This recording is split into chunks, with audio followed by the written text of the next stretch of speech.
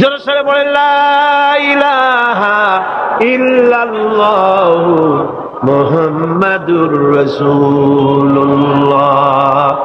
লা ইলাহা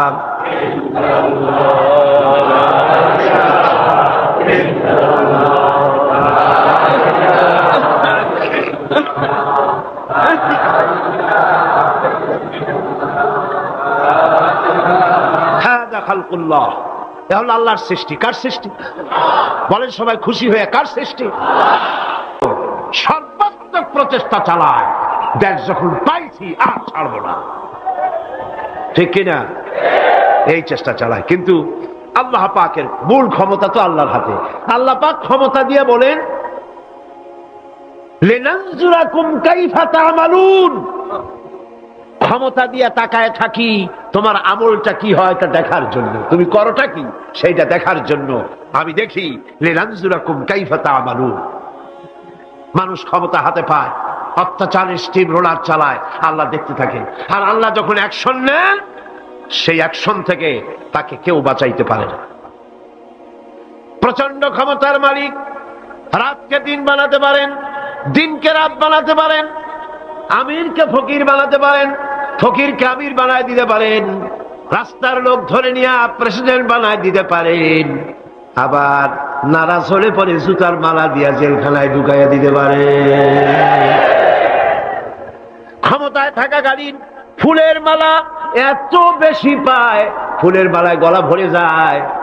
গাবতলীর কোরবানির হাটেও এত মালা পায় না। এত মালা গলায় দিয়া আনন্দে ফুর্তিতে মারতে থাকে। আমার বন্ধুগণ মনে রাখেন, ফুলের মালায় আত্মহারা হয়েও না যারা ক্ষমতায় থাকো। এই ফুলের মালা আর ফাঁসির রশি একেবারেই পাশাপাশি। ফুলের মালা থেকে ফুলগুলি ঝরে পড়লেই ওই রশিটাই ফাঁসি হওয়ার জন্য যথেষ্ট, ঠিক কিনা? মানুষ বোঝে না, বোঝে না। আল্লাহ বলেন আমি তাকায় থাকি, দেখি কি করো, তোমার আমলটা কেমন হয়। ক্ষমতার মালিক আল্লাহ, দেওয়ার মালিক আল্লাহ। আর যখন নারাজ হয়ে যান, এক থাপ্পড় মেরে ক্ষমতা ছিনায় নিয়ে যান। পারেন কিনা? পারেন কিনা? ইতিহাস সাক্ষী। কিন্তু ইতিহাসের সবচেয়ে বড় শিক্ষা যে মানুষেরা ইতিহাস থেকে শিক্ষা গ্রহণ করে না। জগৎ जी लगाने के लिए ये दुनिया नहीं है, जगह जी लगाने के लिए ये दुनिया नहीं है, ये इबरत की जा है तमाशा नहीं है। पृथ्वी खेल तमाशा করার জায়গা না। ইতিহাস থেকে শিক্ষা নাও, পূর্বপুরুষদের দিকে তাকাও। আল্লাহর দ্বীনের কর্মীদের উপরে আঘাত লাগাবার কারণে বংশ শুদ্ধ আল্লাহ সাফ করে দিয়েছেন। দেন নাই? সে আল্লাহ আছে না নাই? চিল্লায় কোন আছে না নাই? সে আল্লাহ পাক আছে। সে আল্লাহকে ভয় করে। ইত্তাকিল্লাহ। সে আল্লাহকে ভয় করে। আল্লাহ পাক ইচ্ছে করলে ক্ষমতা দিতে পারেন, ইচ্ছে করলে ক্ষমতা ছিনায়ও নিতে। সে আল্লাহ রাব্বুল আলামিন ক্ষমতা দেওয়ার মালিক, ক্ষমতা ছিনিয়ে নেওয়ার মালিক, হায়াতের মালিক, মওতের মালিক। সবাই বলুন হায়াতের মালিক কে? মওতের মালিক কে? খাবারের মালিক কে? হাসাবার মালিক কে? কাঁদাবার মালিক কে? সব কিছুর মালিক কে? আল্লাহ রাব্বুল আলামিন। ইন্নাল্লাহা আলা কুল্লি শাইইন কাদির।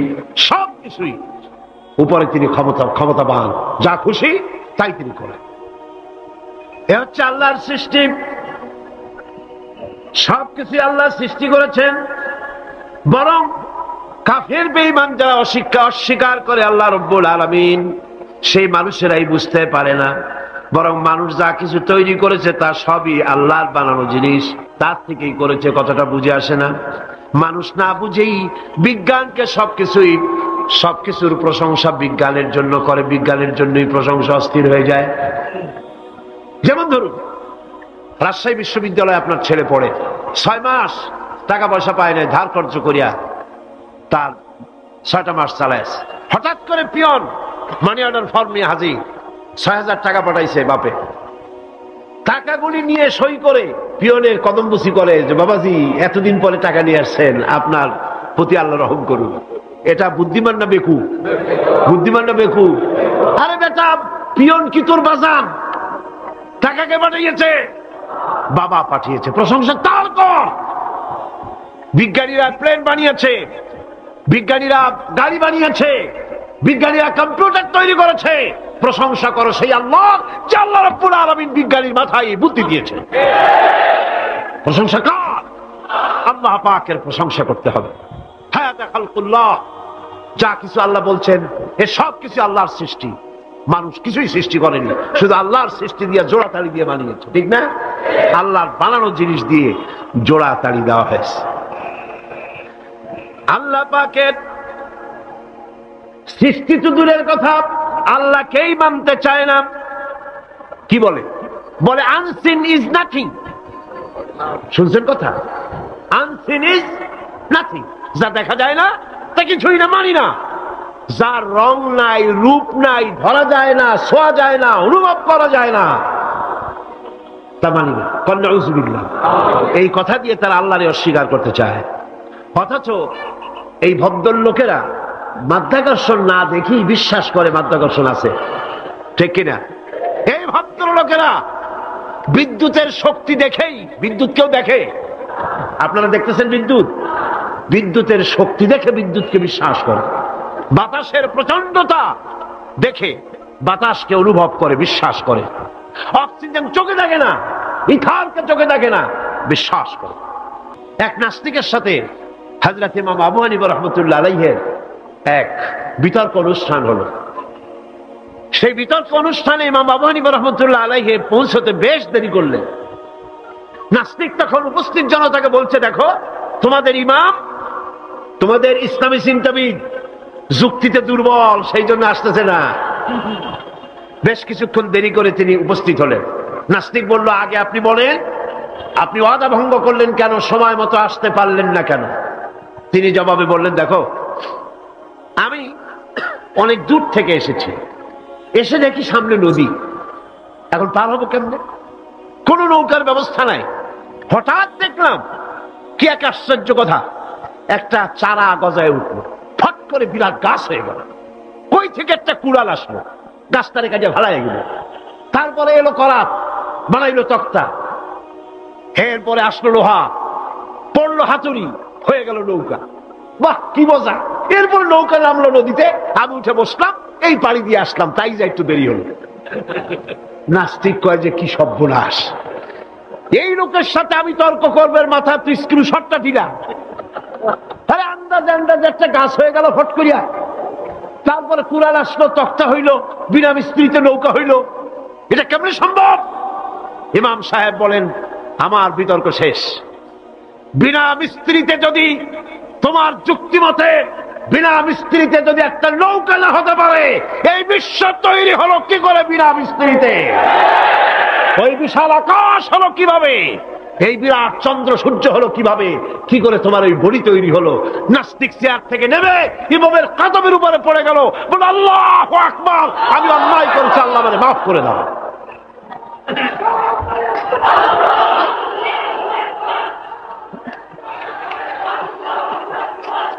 নাস্তিক ঘোষণা করে দিল, লা ইলাহা ইল্লাল্লাহু মুহাম্মাদুর রাসূলুল্লাহ।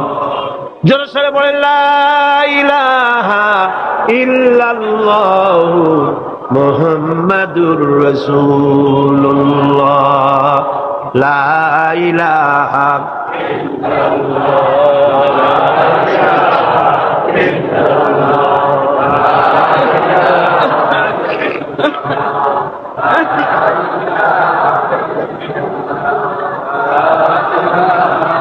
খালকুল্লাহ, এ হলো আল্লাহর সৃষ্টি। কার সৃষ্টি?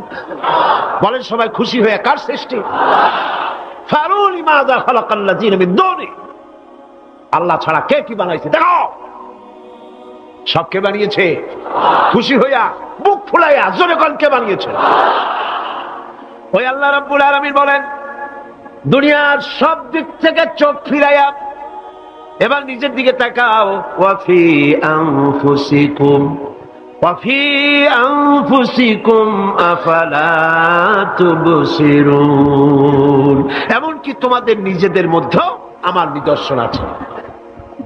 তারা কি তা অনুধাবন করে না? তোমার মধ্যেও আমার নিদর্শন আছে। কার মধ্যে? আমাদের মধ্যে। কোন কার মধ্যে?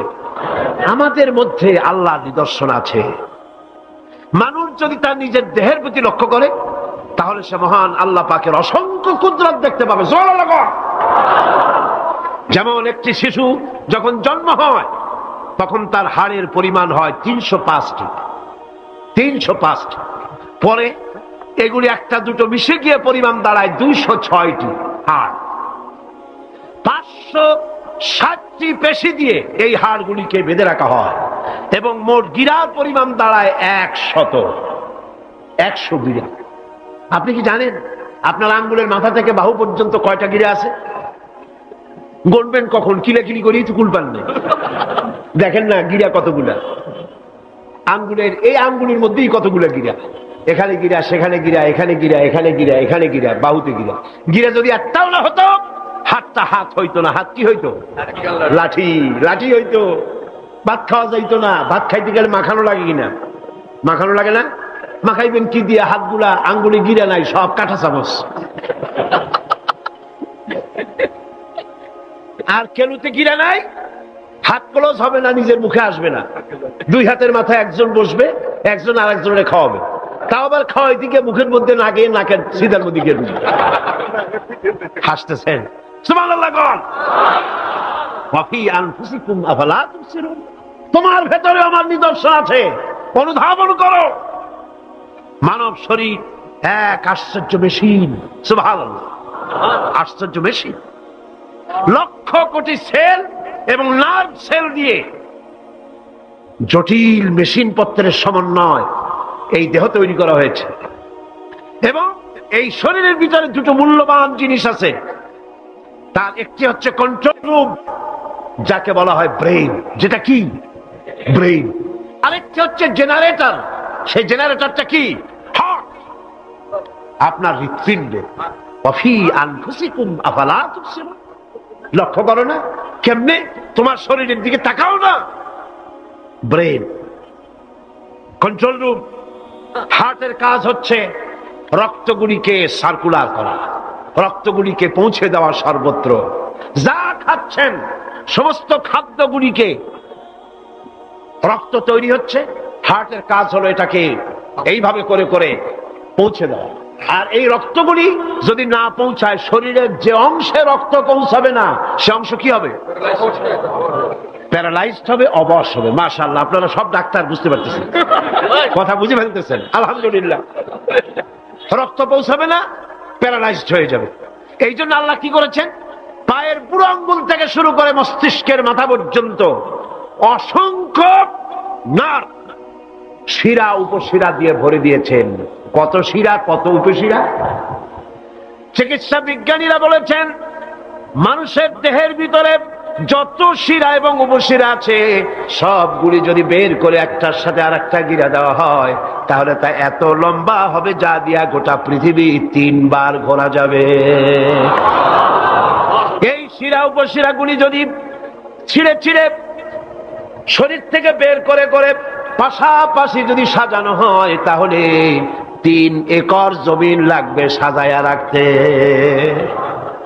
এত শিরা উপশিরা দিয়ে এই পৃথিবী, এই শরীরটাকে আল্লাহ পাক সাজিয়ে দিয়েছেন, গুছিয়ে দিয়েছেন। অসংখ্য শিরা উপশিরা। হার্টের কাজ হলো রক্ত আসতেছে পাঞ্চ করে করে, এভাবে করে করে রক্ত পৌঁছায় দিচ্ছে হার্ট থেকে, তার মাথা থেকে শুরু করে পা পর্যন্ত। হার্ট প্রতি মিনিটে 10 পাউন্ড রক্ত সঞ্চালন করছে। ব্যায়ামের সময় এর পরিমাণ গিয়ে দাঁড়ায় 30 পাউন্ডে। এবং এক সময় যদি আপনি আহত হন, অনেকগুলি রক্ত যদি বেরিয়ে যায়, অন্তত 2.5 পাউন্ডের মতো রক্ত আপনার শরীরের মধ্যে সব সময় রিজার্ভ থাকে। কে রাখে? কে রাখে? কে রাখে? এবার আপনার হার্ট যদি দুর্বল হয়, হার্ট অ্যাটাক হয় না? চিটাগাঙ্গে নাও হইতে পারে, নাকি হয়? হার্ট যদি অ্যাটাক হয়, হার্ট অ্যাটাক হয় কেন? হার্টের যেই জিনিস ভেতর দিয়ে রক্তগুলি প্রবাহিত হয়, আর্টারি যেগুলি, এই আর্টারিগুলি যদি অতিরিক্ত চর্বির কারণে, অনেকে তো খায় জম্মের খাওয়া, ডাইনি বাই তাকায় না, সুবহানাল্লাহ, সাইরেন কপাল বাদ দিয়ার সব পেট, খাওয়ার সময় বিসমিল্লাহ কয় না, শেষও আলহামদুলিল্লাহ কয় না, খায় আর কয় যা মজা হইছে, খা কুলু ওয়া তামাত্তাউ। পাইকারি দরে খেলে পরে চর্বি হবে, এই চর্বিগুলো গিয়ে হার্টের যে আর্টারিগুলি আছে, রগ আছে, এই রগগুলির ভিতরে চর্বি জমে যায়, চর্বি জমার কারণে রক্ত পাস করতে পারে না, হার্ট অ্যাটাক করে। হার্ট অ্যাটাক করলে পরে রোগী যদি বেঁচে যায় তাহলে বাইপাস অপারেশন করতে হয়। বাইপাস অপারেশন করতে যখন যায় তখন তার জন্য রগ দরকার, ওই যেটা ব্লক হয়েছে ওটা ফেলে দিতে হবে, নতুন আরেকটা রগ লাগবে। এবার আপনি দেখেন আমার আল্লাহর কুদরতের দিকে তাকান, আপনার হার্ট অ্যাটাক করতে পারে, নতুন করে একটা রগের দরকার হতে পারে, এই রগ গরুর রগ দিয়া হবে না, এই রগটা ছাগলের রগ দিয়া হবে না, কোথায় পাবেন রগ? কে দেবে আপনার রগ? আল্লাহ পাক আপনার পায়ের ভেতরে রানের মধ্য দিয়া স্পায়ার রগ সেখানে রেখে দিয়েছেন। হার্ট অপারেশন যখন করা হয় ডাক্তারেরা ব্লক করা হার্ট, ওই রগটাকে ফেলে দিয়া উরুর ভিতর থেকে রগ বের করে কলিজার মধ্যে লাগায়া দেয়। সুবহানাল্লাহ। দুটি মাত্র কিডনি হলে, একটি মাত্র কিডনি হলে শরীরটা আপনার বেঁচে যায়। আল্লাহ রাব্বুল আলামিন শরীরের ভিতরে দুইটা কিডনি দিয়েছেন। কিডনির নাম জীবন। কিডনির নাম কি? কিডনি অচল হলে আপনি অচল হয়ে যাবেন, শরীর ফুলে যাবে, আপনি মরে যাবেন তাড়াতাড়ি করে, রক্ত শূন্যতা দেখা দেবে। কিডনিকে বাঁচায় রাখা প্রত্যেকের জন্য জরুরি। আর কিডনি বাঁচাবার জন্য পানি খাবেন বেশি করে। কি খাবেন? কি খাবেন? পানি। সুবহানাল্লাহ, সুবহানাল্লাহ। এ পানি খান নিয়ামত, পানির অপচয় করবেন না। আমার নবী বলেছেন প্রবাহমান নদীর ঘাটে বসেও এক ফোঁটা পানির অপচয় করো না। প্রবাহমান নদীর ঘাটে বসেও পানির অপচয় করো না। সুবহানাল্লাহ। পানি নিয়ামত, পানি খান বেশি করে, কিডনি সচল থাকবে। আলহামদুলিল্লাহ। একটা কিডনি হলে চলে, আল্লাহ পাক দুটি কিডনি দিয়েছেন, একটা বন্ধ হলে যেন আর একটা দিয়ে সেজন্য চলতে পারে। সুবহানাল্লাহ।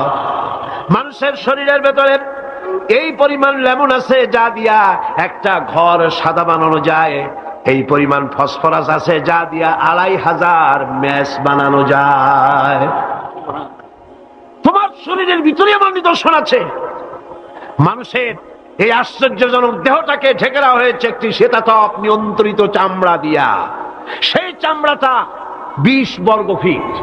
এই চামড়ার ভেতরে রয়েছে অসংখ্য লোমকূপ, অসংখ্য লোমকূপ দিয়ে এই চামড়াটা তৈরি করে দেওয়া হয়েছে, এবং এই চামড়া দিয়ে শীত এবং গরম অনুভব করার শক্তি দেওয়া হয়েছে।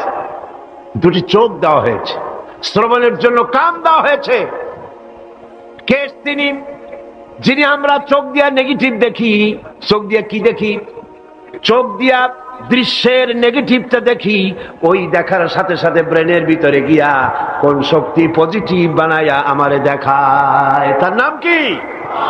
আমার কানের ভিতরে অসংখ্য শব্দ চতুর্দিক থেকে আসে, শব্দগুলিকে বিন্যস্ত করে একটা একটা করে শুনবার জন্য আমার কে কানের ভিতরে কে ব্যবস্থা করে দিয়েছেন, তার নাম কি?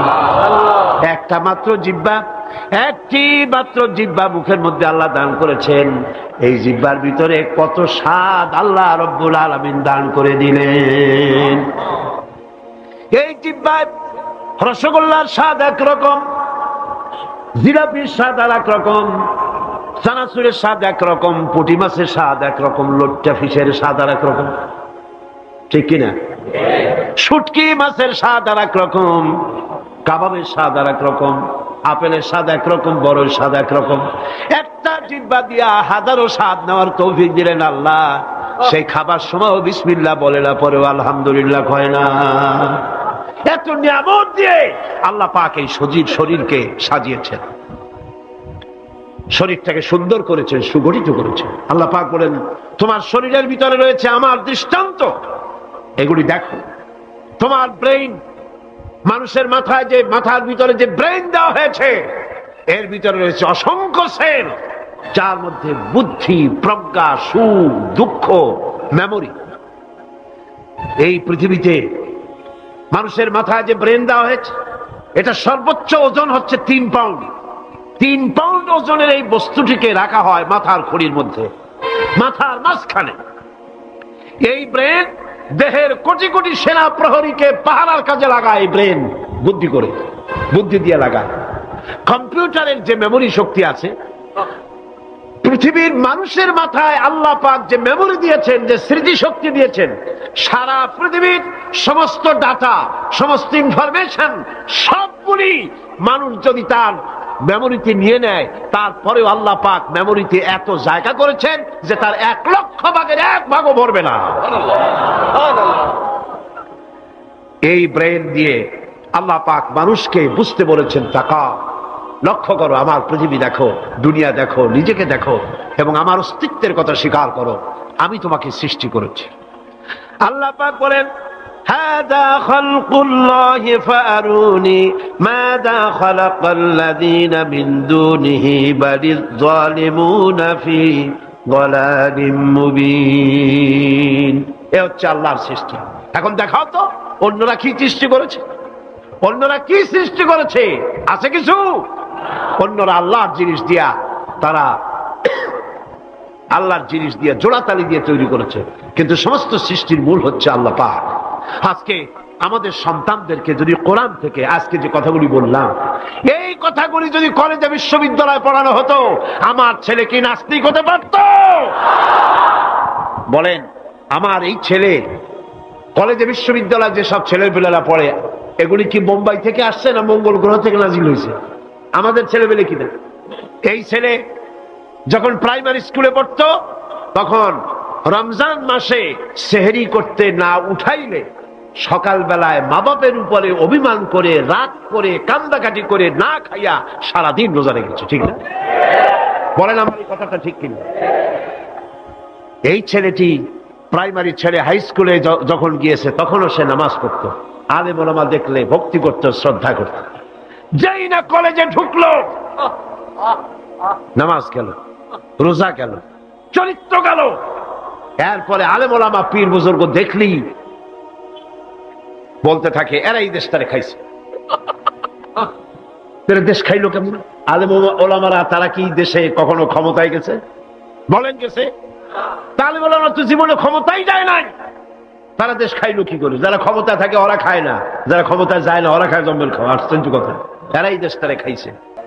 আর যদি আমি আলোচনার শুরুতেই বলেছিলাম, যদি কোরআন এবং সুন্নাহ যদি পড়ানো হতো কলেজ বিশ্ববিদ্যালয়ে, তাহলে আমার এই সন্তানগুলি চোর হতো না, ডাকাত হতো না, জেনাকার হতো না, বদমাশ হতো না, খাঁটি মুসলমান হয়ে বেরিয়ে আসতো, যা দেখলে আমাদের চক্ষু ঠান্ডা হয়ে যেত। যেরকম সুবহানাল্লাহ।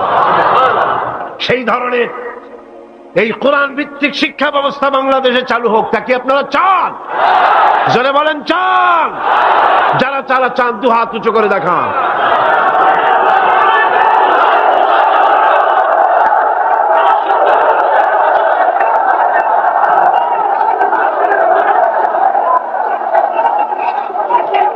বসুন, বসুন।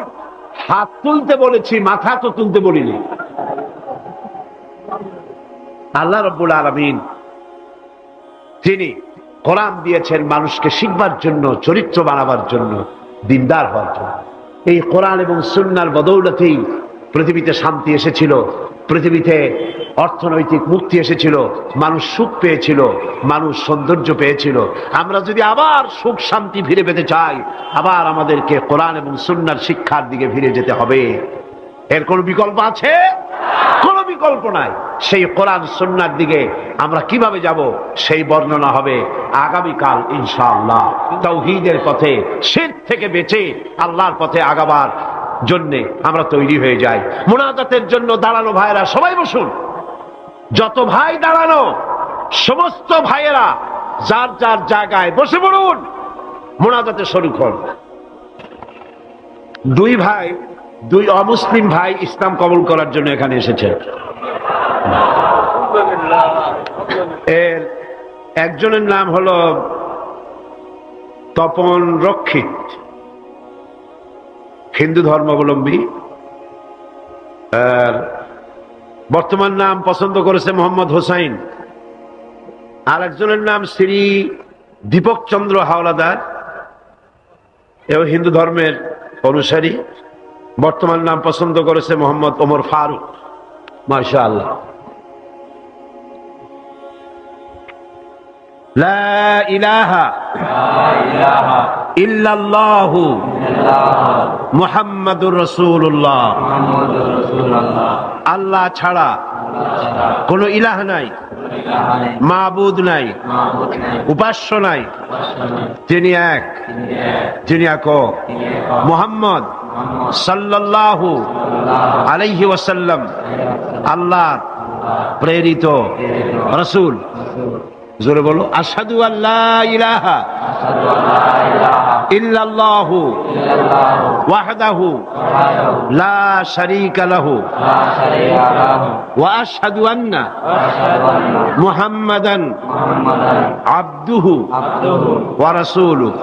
আমি সাক্ষ্য দিচ্ছি আল্লাহ ছাড়া কোনো ইলাহ নাই, মাবুদ নাই, উপাস্য নাই, তিনি এক, তিনি একক, তার কোন অংশীদার নাই। আমি আরো সাক্ষ্য দিচ্ছি মুহাম্মদ সাল্লাল্লাহু আলাইহি ওয়াসাল্লাম আল্লাহর প্রেরিত রাসূল এবং তার বান্দা। সকলকে বলো আসসালামু আলাইকুম। এই দুই তরুণ যুবক একটু আগে মুশরিক ছিল, এখন তারা আমাদের তাওহীদি ভাই। এবং আজকের মাহফিলে ছোট্ট ছোট্ট বাচ্চারা যেভাবে মাসুম, এই দুজনও সেইভাবে নিষ্পাপ, বেগুনাহ, মাসুম ঘোষণা করেছেন রাসূল করিম সাল্লাল্লাহু আলাইহি ওয়াসাল্লাম। অর্থাৎ অমুসলিম যখন ইসলাম কবুল করে, মুখে উচ্চারণ করে, মনে প্রাণে বিশ্বাস করে, কালেমায়ে তাইয়্যিবা এবং কালেমায়ে শাহাদাত উচ্চারণ করে, জিন্দেগীর সমস্ত গুনাহ থেকে আল্লাহ পাক মাফ করে দেন। সুতরাং আমি তাদেরকে বুকের সাথে আলিঙ্গন করে সম্মানিত করছি। اللهم آمين. ربنا ظلمنا أنفسنا وإن لم تغفر لنا وترحمنا لنكونن من الخاسرين. ربنا لا تزغ قلوبنا بعد إذ هديتنا وهب لنا من لدنك رحمة إنك أنت الوهاب. أي الله تعالى বিশাল এই জনসমুদ্র নিয়ে তোমার দরবারে কোরআনে কারীমের আলোচনা করে হাত তুলেছি।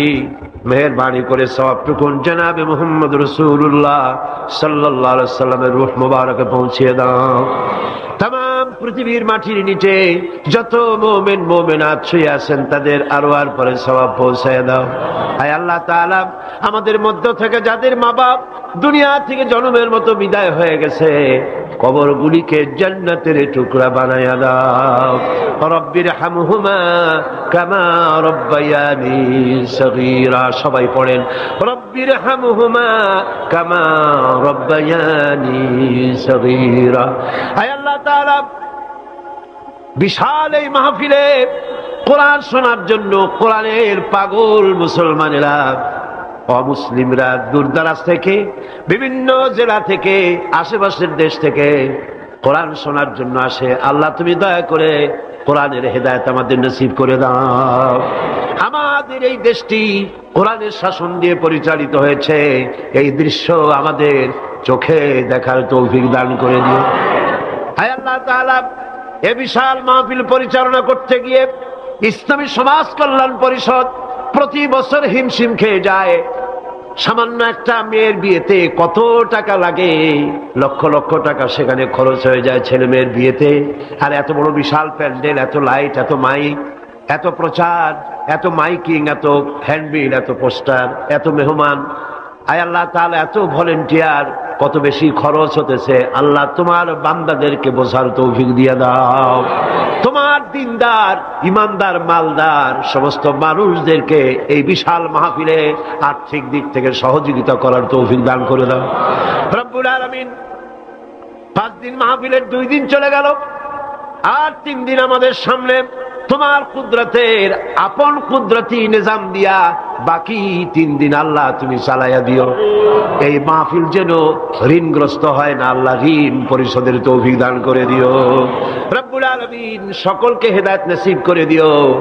হায় আল্লাহ তাআলা আমাদের জীবনের রোগ ব্যাধি মাফ করে দিও, আমাদের আশা আকাঙ্ক্ষা জীবনের নেক বাসনা পুরা করে দিও। মা বোনেরা কষ্ট করে আসেন, হায় আল্লাহ মা বোনদের উপরে তোমার খাস রহমত নাজিল করো। আগামী বৃহস্পতিবার মা বোনদের জন্য আলাদা ভাবে সকাল বেলায় যে আয়োজন করা হবে, হায় আল্লাহ সেখানে চিরগংবাসী সমস্ত মহিলাদেরকে আসার তৌফিক দান করে দিও। তাদের জন্য আলাদা ভাবে কোরআনের কথা হাদিসের কথা তাদের শোনাবার তৌফিক দান করে দিও। রব্বুল আলামিন এই মাহফিল কিয়ামত পর্যন্ত আল্লাহ তুমি কবুল করো। এই মাঠ যারা দিলেন, হায় আল্লাহ প্যারেড ময়দান, রজব আলী ময়দান যারা ছেড়ে দিল, আল্লাহ তুমি তাদেরকে জান্নাতের ময়দান ছেড়ে দিও। রব্বুল আলামিন কোরআনের কথা আজকে বললাম, কোরআনের শিক্ষার কথা বললাম। আমার জাতিকে, এই দেশের সরকারকে এই কথাটা বোঝার তৌফিক দান করে দাও। ধর্ম নিরপেক্ষ মতবাদ একটি কুফরি মতবাদ, মুসলমানদের জন্য গ্রহণযোগ্য মতবাদ এটা না। এই জিনিসটা তাদের বোঝার তৌফিক দাও। ধর্ম নিরপেক্ষ শিক্ষা ব্যবস্থাকে দূরে ছুঁড়ে মেরে কোরআন সুন্নাহ অনুযায়ী ইসলামী শিক্ষা চালু করার তৌফিক এদের দিয়ে দাও। আয় আল্লাহ, যে সমস্ত মেহমানদেরকে এখানে দাওয়াত দেওয়া হয়েছে, সমস্ত মেহমান সহি সালামতে তাদের যাতায়াতের ব্যবস্থা করে দিও এবং তাদেরকে সুন্দর করে উপস্থাপনা করার বলার তৌফিক দান করে দিও। রব্বুল আলামিন তুমি আমাদের দিলের সমস্ত নেক কামনা পুরা করো এবং আমাদেরকে তোমার খাঁটি গোলামদের মধ্যে শামিল করো। রব্বুল আলামিন কিয়ামতের দিন তুমি মেহেরবানি করে আমাদেরকে তোমার গোলাম হিসাবে কবুল করে নিও। রব্বানা তাকাব্বাল মিন্না ইন্নাকা আনতাস সামিউল আলিম وتب علينا إنك أنت التواب الرحيم سبحان ربك رب العزة عما يصفون وسلام على المرسلين الحمد لله رب العالمين واجعل آخر كلمة عند الموت لا إله إلا الله محمد رسول الله السلام عليكم ورحمة الله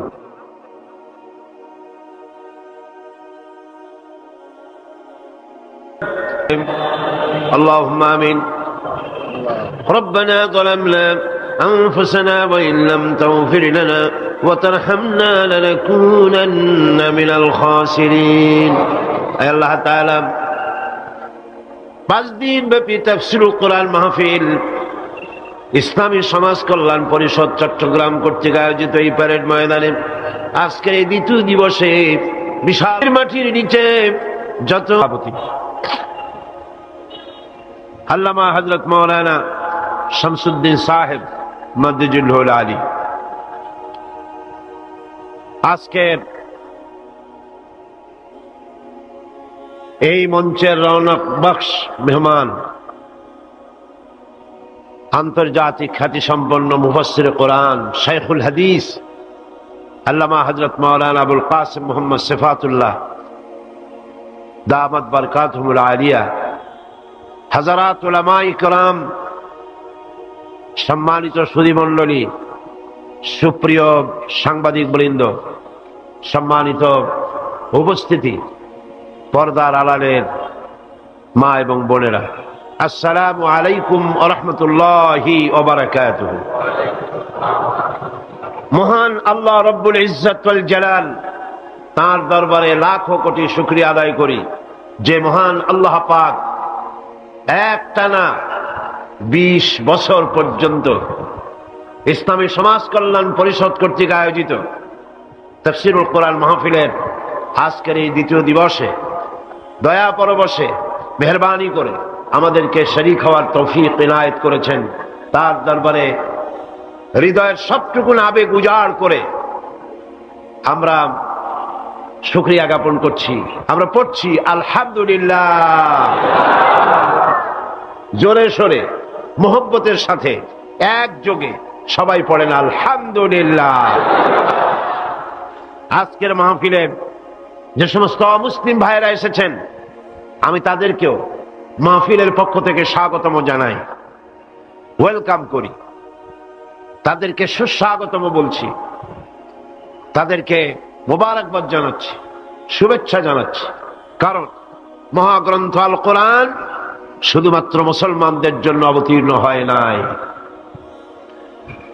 সমগ্র মানব জাতির কল্যাণের জন্য দিক নির্দেশনা এবং বিশ্ব মানবতার মুক্তির জন্যই পবিত্র কোরআন আল্লাহ রাব্বুল আলামিন এই পৃথিবীর বুকে অবতীর্ণ করেছেন।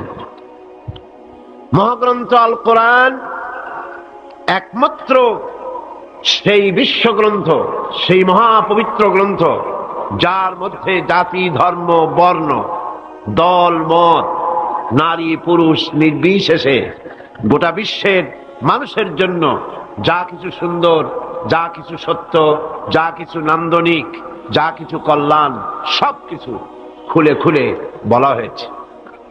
কোরআন, গতকাল আমি বলেছি, মহাবিশ্বের মহাবিস্ময়, এমন এক কিতাব গোটা পৃথিবীর কারো কাছে নাই। এমন একখানা মহাবিস্ময় বিশ্বের জন্য, যার ভেতরে সমস্ত কথা আল্লাহ পাক বলে দিয়েছেন। তিবিয়ানান লিকুল্লি শাই, সবকিছুকে খুলে খুলে আল্লাহ পাক বয়ান করেছেন। আলহামদুলিল্লাহ। এর ভেতরে রয়েছে বিজ্ঞান, দর্শন, ইতিহাস, খতত্ব, ভূতত্ত্ব, নৃতত্ত্ব, রয়েছে বোটানি, জুলজি, রয়েছে অ্যানাটমি, সার্জারি, বোটানিক্যাল ব্যাপার স্যাপার, political science, philosophy, medical science, কি নাই, স্বরাষ্ট্রনীতি, পররাষ্ট্রনীতি, যুদ্ধ, সন্ধি, চুক্তি, উত্তরাধিকার আইন, মিরাসি আইন যাকে বলা হয়, ফৌজদারি দণ্ডবিধি, জীবন, সমাজ, রাষ্ট্র, ইহকালের শান্তি, পরকালের মুক্তি, যা কিছু প্রয়োজন সবকিছুকেই আল্লাহ পাক এই কোরআনে কারীমের মধ্যে মানুষের জন্য হাদিয়া হিসাবে, সর্বশেষ সর্বশ্রেষ্ঠ নিয়ামত হিসাবে বিশ্ববাসীর জন্য দান করেছেন। সুবহানাল্লাহ। আজ সৌভাগ্যবান জাতি পৃথিবীর এই মুসলমান, পৃথিবীর মানুষ, পৃথিবীর শ্রেষ্ঠ সৌভাগ্যবান জাতি মুসলমান, যেহেতু কোরআন তাদের কাছে আছে। আমি কথা মনে প্রাণে বিশ্বাস করি, হয়তো আপনারা আমার সাথে একমত হবেন। আমাদের দেশের কলেজ, বিশ্ববিদ্যালয়গুলিতে মাদ্রাসা শিক্ষার মতো কোরআন হাদিসকে যদি বাধ্যতামূলক করে 30 পারা কোরআন শরীফের তাফসীর পড়ানো হতো, যদি 6খানা বিশুদ্ধ হাদিসে প্রতিটি হাদিস অর্থ এবং ব্যাখ্যা সহকারে পড়ানো হতো, তাহলে শিক্ষাঙ্গনগুলি থেকে ডাকাত, দর্শনকারী, চোর, মাস্তান, চাঁদাবাজ বেরোতো না। শিক্ষাঙ্গনগুলি থেকে বেরোতো কি?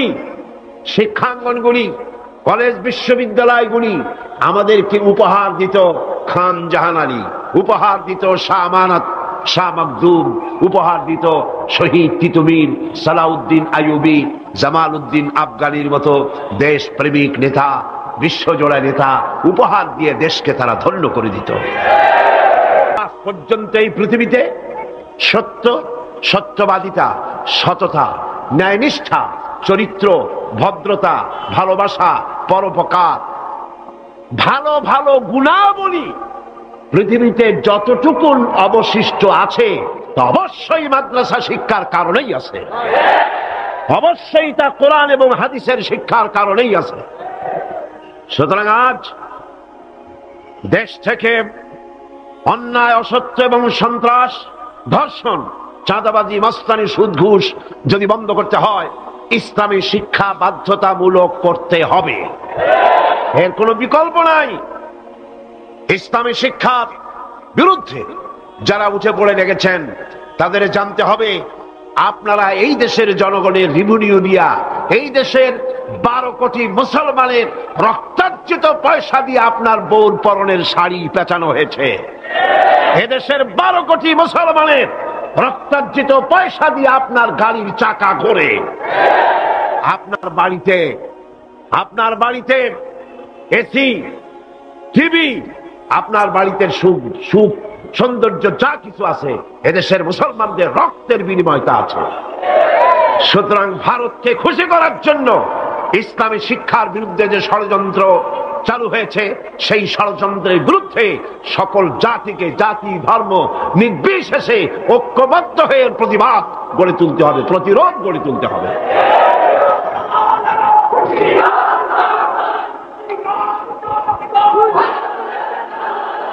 আমি বলতে চাই, ধর্মীয় শিক্ষা বাধ্যতামূলক করার অর্থ এটা নয় যে হিন্দুদেরকে ধরে ধরে ইসলাম শেখানো হবে। এর অর্থ কি তাই? খ্রিস্টানদেরকে ইসলাম শেখানো হবে, অর্থ কি তাই? না। ধর্মীয় শিক্ষা বাধ্যতামূলক করার অর্থ হলো হিন্দু তার হিন্দু ধর্ম শিখতে বাধ্য, কম্পালসারি। খ্রিস্টান তার ধর্ম শিখবে, বৌদ্ধরা তার ধর্ম শিখবে, আর মুসলমানেরা ইসলাম শিখবে। কলেজ, বিশ্ববিদ্যালয়, প্রাইমারি থেকে শুরু করে মাস্টার ডিগ্রি পর্যন্ত কোরআন এবং হাদিস শিখবে সেইভাবে যেভাবে মাদ্রাসায় শেখানো হয়। তাহলেই চুরি কমবে, ডাকাতি কমবে, জেনা কমবে, বদমাশি কমবে। কথা ঠিক কিনা কন? একটি প্রমাণ দিয়ে মূল আলোচনায় ফিরে যাব। বাংলাদেশে 460টি থানা আছে, এখন থানা আরো কিছু বেড়েছে। এই থানাগুলিতে ব্ল্যাক লিস্ট আছে, যেখানে ওই থানার অধীনে যত চোর আছে, ডাকাত আছে, হাইজাকার আছে, সকলের নাম তালিকাভুক্ত আছে থানায়। আছে না? আছে কিনা? আপনার এই চট্টগ্রাম পাহাড়তলী থানা, কোতোয়ালি থানা, চন্দনাইশ থানা, আরো কি কি থানা আছে না? হ্যাঁ, ডবল এক্স, ডবল মুরিং থানা আছে, এই সমস্ত সাতকানিয়া থানা আছে। এই সমস্ত থানায় আপনি চেক করেন, ওসি সাহেবকে বলেন আপনার এই থানায় বিগত 26 বছরের ব্ল্যাক লিস্টটা দেখান। যেই লিস্টিতে আপনার থানার চোর, ডাকাত, জেনাকার, বদমাশ, ছিনতাইকারী, মাস্তান, চাঁদাবাজ, ধর্ষণকারী যাদের লিস্ট আছে, ওই লিস্ট আমাকে একটু দেন। দেখুন 26 বছরের এই লিস্টের ভিতরে মৌলানা সাহেবের নাম আছে কয়টা? হাফেজে কোরআনের নাম আছে কয়টা? মাদ্রাসা শিক্ষকের নাম আছে কয়টা? চোর, ডাকাত, লুটেরার নাম আছে কয়টা? অর্থ কি দাঁড়ালো? অর্থ দাঁড়ালো এই মাদ্রাসা শিক্ষা জাতিকে উপহার দেয় সৎ এবং চরিত্রবান নাগরিক। কলেজ, বিশ্ববিদ্যালয়কে আমি খারাপ বলি না, পাত্র তো নিশ্চয়ই ভালো, এ মাইক তো অবশ্যই ভালো, তাফসীর হবে ভালো, বক্তব্য হবে ভালো, জাতি গঠনের কথা হবে ভালো, কিন্তু অশ্লীল গান যখন এটা দিয়ে প্রচার হবে তখন মাইক খারাপ না যে গায় সে খারাপ? তাহলে কলেজ বিশ্ববিদ্যালয় নিশ্চয়ই খারাপ নয়। কলেজ বিশ্ববিদ্যালয় পবিত্র শিক্ষাঙ্গন, অপবিত্র দুষ্ট হচ্ছে সেই সরকার যে সরকার কলেজ বিশ্ববিদ্যালয় থেকে ভালো চরিত্রবান ছাত্র তৈরির জন্য শিক্ষানীতি ইসলামী করে না। আল্লাহ রাব্বুল আলামিন এই জাতিকে সুমতি দান করুন বলি আমিন। কোরআন কি শিখায়? আসুন কোরআনের কাছে যাই। কোরআনের শিক্ষা নিতেই আমরা আসছি, সেদিকে সরকারকে বুঝাতে চাই। নিশ্চয়ই সরকারের কেরামন কাতিবিনরা এখানে ঘোরাফেরা করতেছেন, আছে না? ভালো করে লিখেন, উল্টা পাল্টা করে লিখবেন না, যেহেতু কলম বুমেরাং হতে সময় লাগে না, সময় লাগে না। যেটা বলি সেটাই লিখেন, সরকারকে জানিয়ে দেন দেশের জনগণ কুদরতে খোদা শিক্ষা কমিশন রিপোর্টকে ধিক্কার দেয়, থুথু নিক্ষেপ করে। এদেশের 12 কোটি জনগণ তারা চায় এই কোরআনের শিক্ষা। কিসের শিক্ষা? কোরআনের শিক্ষা চায়।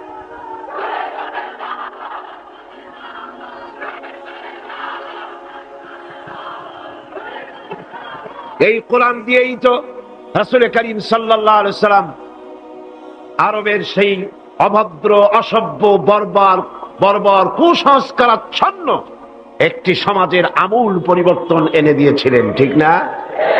এটা সেই কোরআন। গত 20 বছর ধরে এই মঞ্চে যত কথা আল্লাহ বলেছেন সাক্ষী দেন। আমি কোনদিন বলেছি এটা আমার বাবার কথা? বলেছি?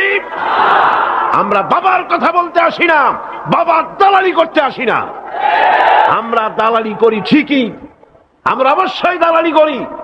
সে দালালি পৃথিবীর কোন রাষ্ট্রের নয়, কোন ব্যক্তির নয়, দালালি করি আল্লাহ রাব্বুল আলামিনের আর করি বিশ্ব নেতা জনাবে মুহাম্মদ রাসূলুল্লাহ সাল্লাল্লাহু আলাইহি ওয়াসাল্লামের।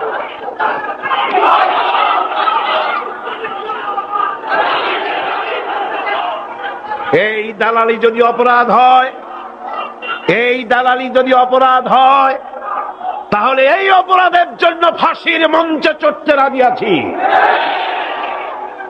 আল্লাহর কথা রাসূলের কথা বলতেই থাকবো ইনশাআল্লাহ। আল্লাহ যেন সে তৌফিক আমাদের দেয়। কোরআন আজিম কিতাব, বঞ্চিত হতভাগ্যরা কোরআনের মাহফিলও আসে না, কোরআন শুনতেও আসে না, পড়েও নাই জীবনে, শুনতেও আসে না। আছে কিছু পত্রিকা ভারতের টাকায় বাইর করছে, রঙিন রঙিন পত্রিকা, প্রত্যেক জেলায় জেলায় বিশাল বিশাল ভবন। কোথায় টাকা পাও বুঝি? সময় আসবে প্রতিটি পায়ের হিসাব দিতে হবে। এই চট্টগ্রামে কোন নর্তকীর খেমটা নাচ তাও পত্রিকায় জায়গা পায়, এই বিশাল মাহফিল একটা কলমও জায়গা পায় না। কিয়ামতে কি জবাব দিবি? আল্লাহর কাছে কোথায় গিয়ে দাঁড়াবে? মুসলমান নামের কলঙ্ক, সাংবাদিক নামের কলঙ্ক, যারা কোরআনের মর্যাদা দিতে জানে না, আর যারা জানে তাদের উপর আল্লাহ রহমত নাজিল হোক। জোরে বলেন আমিন, জোরে বলেন আমিন। আর যারা সাংবাদিকতার মুখে কালিমা লেপন করে ভারতের পা চাটা গোলাম হয়েছে, আল্লাহ তাদেরকে হেদায়েত নসিব করে দিন। ভারত তোমারে বাঁচাবে না, ভারতের টাকা বাঁচাতে পারবে না। যখন গজব আসবে টেলিফোন করে তোমার বাবাজিরে খবর দেবারও সময় পাবা না। কোরআনের কাছে আসো, কোরআন তোমাকে মুক্তি দেবে। কে মুক্তি দেবে? কোরআন। বিজ্ঞানে ভরা, রাষ্ট্রবিজ্ঞানে ভরা। কে বলেছে কোরআন তাবিজ তদবিরের কিতাব? না, এটা তাবিজের কিতাব নয়, এটা তদবিরের কিতাব নয়, এটা ঝাড়ফুঁকের কিতাব নয়, এটা সংবিধান। এটা কি? এটা কনস্টিটিউশন। এটি গোটা বিশ্বের সমস্ত মানব মণ্ডলীর চালিকা শক্তি, গোটা রাষ্ট্র পরিচালনার, গোটা দুনিয়া চালাবার শক্তি প্রদান করে, মানুষকে জীবনী শক্তি দান করে যে জিনিস, তার নাম কোরআন। তার নাম কি? আসেন সেই কোরআন থেকেই আলোচনা করি। পড়েন আমার সাথে, শয়তান দূর করে দেওয়া হোক, শয়তানে যাতে ওয়াসওয়াসা দিতে না পারে। কে শিখাই দিয়েছেন আমাদের? وألقى في الأرض رواسي أن تميد بكم وبث فيها من كل دابة وأنزلنا من السماء ماء فأنبتنا فيها من كل زوج كريم هذا خلق الله ربنا تقبل منا إنك أنت السميع العليم وتب علينا إنك أنت التواب الرحيم سبحان ربك رب العزة عما يصفون وسلام على المرسلين الحمد لله رب العالمين واجعل آخر كلمة عند الموت لا إله إلا الله محمد رسول الله। আসসালামু আলাইকুম ওয়া রাহমাতুল্লাহ।